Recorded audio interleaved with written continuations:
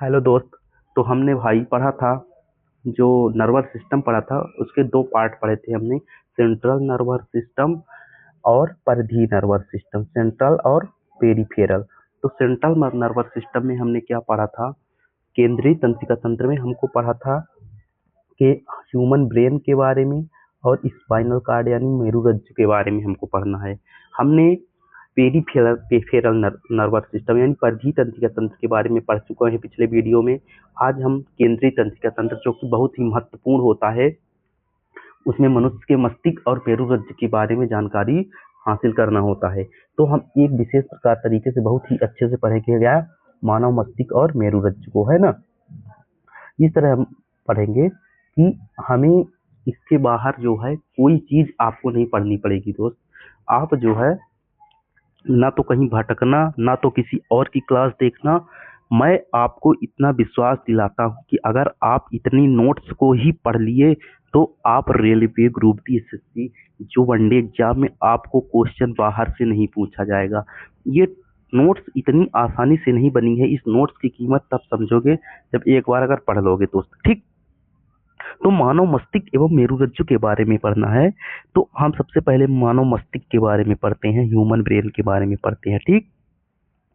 तो हमारे शरीर का जो केंद्रीय सूचना प्रसारण अंग होता है वो मस्तिष्क है। केंद्रीय सूचना प्रसारण अंग कौन है? मस्तिष्क है। कौन सा अंग आदेश एवं नियंत्रण की तरह कार्य करता है?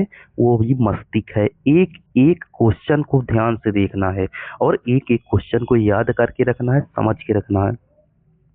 अनैच्छिक अंग क्या होते हैं? जो हमारी इच्छा के अनुसार नहीं चलते हैं, इस इच्छा के अनुसार कार्य नहीं करते हैं। जैसे हृदय की धड़कन, फेफड़े और वृक्क, ये हमारे अनुसार नहीं चलेंगे। इनकी क्रिया अपने अनुसार चलेगी, जैसी सिचुएशन आएगी उस तरह ये वर्क करेंगे, ठीक। मस्तिष्क का जो वजन होता है औसतन 1200 से 1400 ग्राम के आसपास होता है, ठीक। वयस्क में जो एक वयस्क मनुष्य में न्यूरॉन्स लगभग 86 बिलियन होते हैं। 86 बिलियन न्यूरॉन्स, बताओ कितने सारे न्यूरॉन्स होते हैं। अब मस्तिष्क के कार्य देखते हैं कि मस्तिष्क के क्या क्या कार्य होते हैं, ठीक। तो मस्तिष्क के जो कार्य हैं, तो ऐच्छिक कार्यों का नियंत्रण कौन करता है? मस्तिष्क करता है। ऐच्छिक कार्य जो हमारे कंट्रोल में कार्य होता है, जैसे हाथ पैर का हिलाना, आंखों को बंद करना ढकना, और भी जितनी प्रक्रिया है जो हमारे द्वारा नियंत्रित होती है, उनको कौन कार्य करता है? मस्तिष्क करता है। अनैच्छिक कार्य का नियंत्रण जो हमारे अनुरूप नहीं है, हमारे द्वारा नियंत्रित नहीं है जो कार्य, उसको भी मस्तिष्क कंट्रोल करता है। शरीर के संतुलन बनाने में मस्तिष्क कार्य करता है। सुनने, बोलने, याददाश्त तथा कुशाग्रता भावनाओं को विचारी स्थान देता है कौन? मस्तिष्क देता है, ठीक दोस्त। अब मानव मस्तिष्क के बारे में और देखते हैं कि मानव मस्तिष्क सुरक्षित रहता है तो एक क्रैनियम बॉक्स में, क्रैनियम ठोस क्रैनियम होता है जिसके कारण अंदर मस्तिष्क सुरक्षित रहता है। और मस्तिष्क एवं मेरुरज्जु दोनों के चारों ओर एक सुरक्षात्मक आवरण पाया जाता है, मेनिंजेस कहते हैं। और ये 3 पार्ट में होता है। मेनिंजेस एक आवरण होता है जो कि क्रैनियम के नीचे होता है, मेनिंजेस। ये तीन पार्ट में बटा होता है। पहला जो ब्रेन के सबसे नजदीक होता है पाया मीटर, पाया से पास होता है यानी अंदर होता है, उसे पाया मीटर। बीच में होता है अरिकनाइड और ड्यूरामेटर सबसे बाहरी परत होती है क्रैनियम की, ठीक। तो ध्यान रखना, ये चीजें याद रखना। 3 परत होती है ब्रेन के या मस्तिष्क के बाहर चारों तरफ, ठीक। और ये ध्यान पास से पास पास तो पाया मीटर, और बाहर से बाहरी यानी दूर ड्यूरामीटर, ठीक। एक एक चीजों को समझते चलना है। आप क्या करता है ये देखो। अब जो है ये जो हमारे पास ये जो परत पाई जाती है, पार्ट पाए जाते हैं पाया मीटर एक्नाइड, इनके बीच में जो है एक द्रव पाया जाता है, सेरिब्रो स्पाइनल द्रव। ये द्रव बहुत इंपॉर्टेंट है, क्यों? क्योंकि मस्तिष्क को बाहरी आघात से बचाता है, मस्तिष्क को नम बनाकर रखता है, मस्तिष्क को ऑक्सीजन और पोषण तत्व प्रदान करता है। तो आपसे पूछेगा कि जो सेरिब्रोस्पाइनल द्रव है उसका क्या कार्य है। तो हम आसानी से कह देंगे कि मस्तिष्क को बाहरी आघातों से बचाता है, मस्तिष्क को नम बना के रखता है और ऑक्सीजन को पोषक प्रदान करता है। सेरिब्रोस्पाइनल द्रव कहाँ पाया जाता है? तो मस्तिष्क में पाया जाता है। पायामीटर, एरिकनाइड, ड्यूरामीटर जो परत होती है उनके बीच में ये तरल द्रव पाया जाता है। ठीक, अब हम बहुत इंपॉर्टेंट चीज पढ़ने जा रहे हैं, ह्यूमन के पार्ट, जो कि बहुत इंपॉर्टेंट है। इन पार्टों को हमको ध्यान में रखना है। तो ह्यूमन ब्रेन के जो पार्ट होते हैं कितने होते हैं? 3 पार्ट, मुख्य रूप से 3 पार्ट होते हैं। कौन? अग्र मस्तिष्क फोर ब्रेन, मध्य मस्तिष्क यानी मिड ब्रेन, पश्चिम मस्तिष्क यानी हिंड ब्रेन। ठीक, अब अग्र मस्तिष्क में हमको क्या इंपॉर्टेंट चीज रखना है? सेरिब्रम, सबसे इंपॉर्टेंट, मस्तिष्क का सबसे इंपॉर्टेंट पार्ट है सेरिब्रम। उसके अंदर डायनसेफलॉन पढ़ेंगे तो एपिथैलेमस, थैलेमस और हाइपोथैलेमस। तो हाइपोथैलेमस थैलेमस के बारे में जानकारी थोड़ी थोड़ी जरूर रखना है। क्या रखना है? जितना बताएंगे उतना रखना है। एक ऑल्फैक्टरी लोब यानी घ्राण पाली, 3 चीजों को हमको ध्यान रखना है, सेरिबेलम, डायनसेफलॉन और ऑल्फैक्टरी लोब। मध्य मस्तिष्क में हमको देखना है ऑप्टिक लोब यानी दृश्य पाली, ये घ्राण पाली जो होती है, सूखने पाली, आगे पढ़ेंगे। और पश्चिम मस्तिष्क में बहुत चीजें, बहुत इंपॉर्टेंट चीज, सेरिबेलम, पोन्स, मेडुला ऑब्लांगेटा, 3 चीजों को एकदम कंठस्थ होना चाहिए दोस्त। इनको याद में रखना है कि जब भी मस्तिष्क आप नाम सुनो तो 3 पार्टों में, और इन 3 पार्टों के ये भाग आपको एकदम याद होने चाहिए। ठीक दोस्त, अब हम एक एक पार्टों को पढ़ेंगे, उसी से क्वेश्चन हमसे पूछेंगे। ठीक है, तो हम सबसे पहले सेरिब्रम यानी प्रमस्तिष्क पढ़ते हैं। सेरिब्रम, ध्यान रखना, सेरिब्रम मस्तिष्क का सबसे बड़ा भाग और सबसे विकसित भाग होता है। इसे बिग ब्रेन के नाम से भी जाना जाता है। ध्यान रखना, पहला क्वेश्चन, इसे बिग ब्रेन से नाम से जाना जाता है, सेरिब्रम को। हमारे मस्तिष्क का मुख्य सोचने का भाग कौन सा है? तो हमारे मस्तिष्क में जो सोचने का मुख्य भाग होता है वो सेरिब्रम होता है। दूसरा क्वेश्चन, स्वाद, सुगंध, समझ, स्पीच, रीडिंग, मेमोरी, दर्द आदि सारी चीजों का ज्ञान रखने वाला चीज कौन सा है? सेरिब्रम है। मस्तिष्क का, टोटल मस्तिष्क का 2/3 हिस्सा बनाता है कौन? प्रमस्तिष्क, है ना। अब देखो, कार्पस कैलोसम, प्रमस्तिष्क गोलार्ध होते। देखो ये जो प्रमस्तिष्क यानी सेरिब्रम होता है 2 गोलार्धों में बटा रहता है। तो यह कार्पस कैलोसम दोनों गोलार्धों के मध्य में ये संरचना बनाता है, दोनों गोलार्धों को अलग करता है। तो ये शब्द ध्यान रखना, क्वेश्चन पूछेगा कार्पस कैलोसम कहाँ पाया जाता है? तो मस्तिष्क के दोनों गोलार्धों के मध्य में। ठीक है, इतनी चीजें बस ध्यान रखना है। ये सारी चीजें, स्वाद, सुगंध, समझ, इनकी बारे में कौन बताता है? तो प्रमस्तिष्क यानी सेरिब्रम बताता है। ठीक, अब हम हाइपोथैलेमस के बारे में कितना जानेंगे। क्यों हम उनको एपिथैलेमस और थैलेमस क्यों नहीं बताए? पहले हाइपोथैलेमस सबसे इंपॉर्टेंट चीज है, और केवल इतनी 4 चीजें इसको ध्यान में अगर रख लोगे तो इसके बाद आपको हाइपोथैलेमस से कुछ भी पूछे, डोंट प्रॉब्लम। ठीक, हाइपोथैलेमस भूख का केंद्र, प्यास का केंद्र, संतुष्टि का केंद्र और तापमान नियंत्रण केंद्र, 4 चीजें बस इसको पढ़ना होगा। 4 चीजों में सबसे इंपॉर्टेंट भी है ये ताप नियंत्रण। शरीर के ताप को कौन नियंत्रित करता है? शरीर का ताप स्थायी कौन है? हाइपोथैलेमस है। ठीक, भूख का केंद्र मतलब आपके पास भूख लगी है, ये कौन बताएगा? मस्तिष्क का हाइपोथैलेमस बताएगा।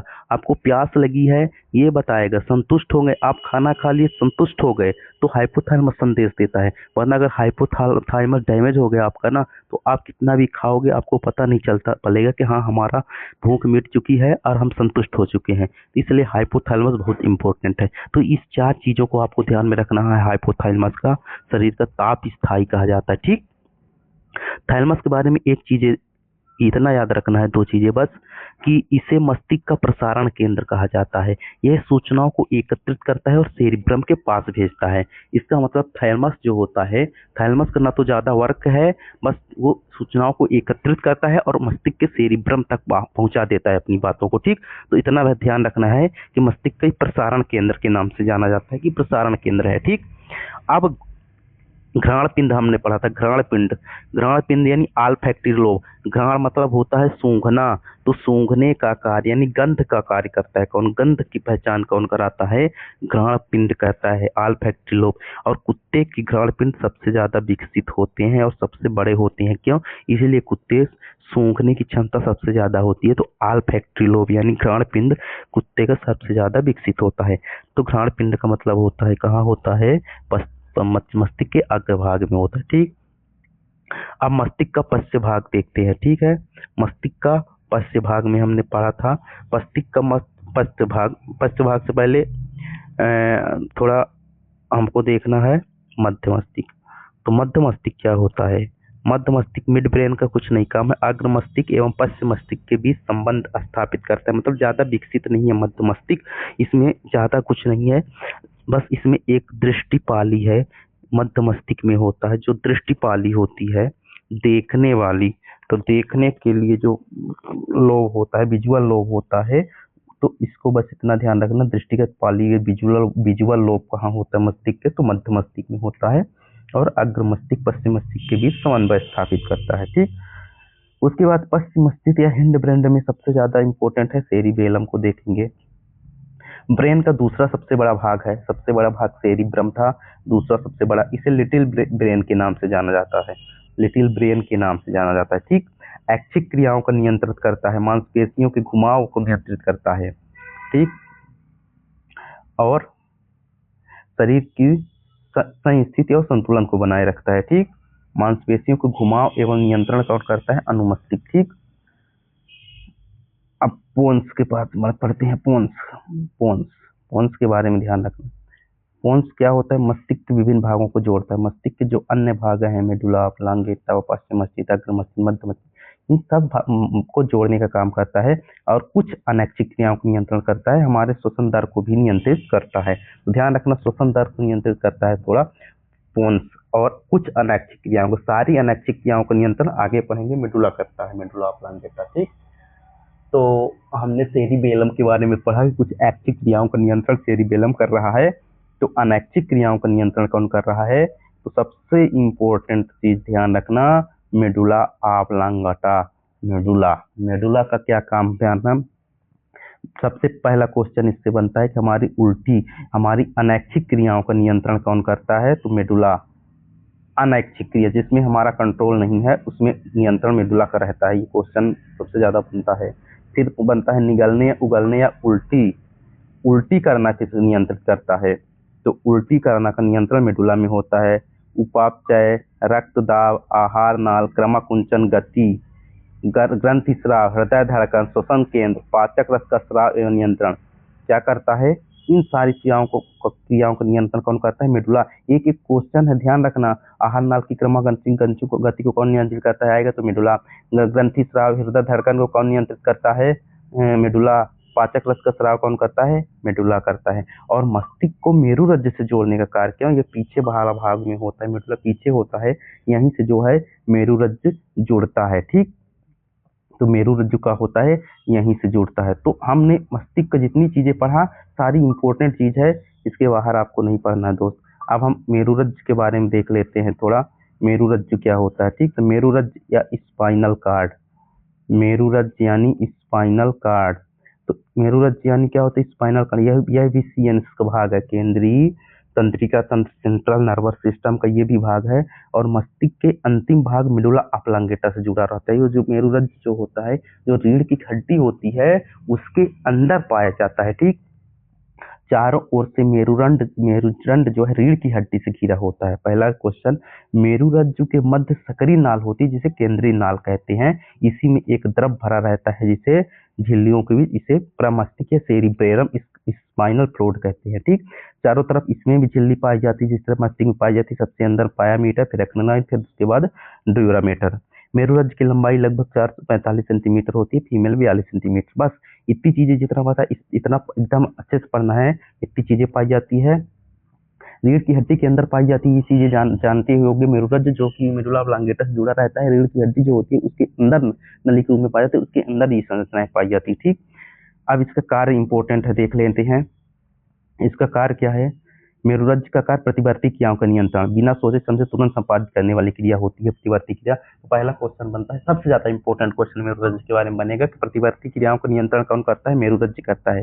जैसे भोजन को देखकर लार आना, ये प्रतिवर्ती क्रिया है, मतलब अचानक अपने आप घट गई तुरंत। गर्म या अनुकूली वस्तु छूने पर तुरंत हाथ का हाथ पीछे हट जाना, किसके कारण नियंत्रित होता है, मेरुरज्जु के द्वारा। तेज प्रकाश, ज्यादा प्रकाश में लाइट का आंखें बंद हो जाना किसके कारण नियंत्रित होता है, मेरुरज्जु के कारण होता है। एकदम क्वेश्चन याद रखना कि किसी को मुंह देकर लार देख करके भोजन का लार का टपकना, मुंह भोजन देखकर लार का टपकना किसके कारण होता है, मेरुरज्जु के कारण होता है। गर्म निकली वस्तु को छू जाने पर हाथ तुरंत पीछे हटता है, मेरुरज्जु के कारण। तेज प्रकाश के कारण, मतलब ऐसी क्रियाएं जो अचानक अपने आप घट जाती है, मेरुरज्जु के कारण होती है। ये इतने कार्य एकदम याद होना चाहिए दोस्त, रटे होना चाहिए।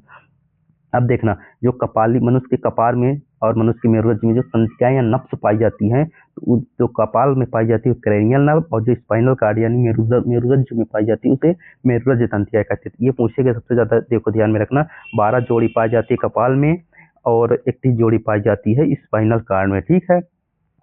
और ये जो 12 जोड़ी 31 जोड़ी पाई जाती है वो कौन कौन सी होती है, इसको भी ध्यान रखना होगा। 31 में वो भी जोड़े में, तो सर्वाइकल 8, इसको याद रखना है दोस्त, सर्वाइकल 8, थोरेसिक 12, लुम्बर 5, सैक्रल 5, एकाक्सी 5, ये सब मिला करके कितने हो गए, 31 हो गए। ये मेरुरज्जु तंत्रिकाएं स्पाइनल नर्व्स होते हैं, ठीक है। ये देखो जो मेरुरज्जु ऐसे बना है, इसके अंदर जो पाई जाती है, और ये देखो पसलियां होती है, पसलिया के अंदर रीढ़ की हड्डी होती है, रीढ़ की हड्डी के अंदर जो होते हैं ये मेरुरज्जु पाया जाता है, ठीक है। देखो मेरुदंड होता है और मेरुरज्जु होता है। तो मेरुदंड रीढ़ की हड्डी को ही बोलते हैं, ठीक है, और मेरुदंड, और मेरुरज्जु उसके अंदर जो पाई जाती है, नब्स पाई जाती है, उसको बोलते हैं मेरुरज्जु, ठीक। और फिर मेरुदंड के जो रीढ़ की हड्डी होती है, इसके चारों जो ऐसे पाई जाती है पसलियां होती हैं, जो कि 12 जोड़ी पाई जाती है, ठीक, एकदम याद रखना। मस्तिष्क और मेरुरज्जु पर जो परत चढ़ी जाती है, मेनिंजाइटिस होती है, उसको को मेनिंजाइटिस कहते हैं। और इसमें एक बीमारी हो जाती है, उस बीमारी को नाम होता है मेनिंजाइटिस। मेनिंजिस जो झिल्ली होती है उसके कारण मेनिंजाइटिस होता है। इस तरह दोस्त हमने पूरी अच्छे से बेहतरीन तरीके से पढ़ लिया। इस पर एक बार आपको अच्छे से पढ़ने के बाद आपको कुछ नया फैक्ट्स नहीं देखना पड़ेगा, हर चीजें इसी के अंदर आपको मिलेगी दोस्त। तो थैंक यू।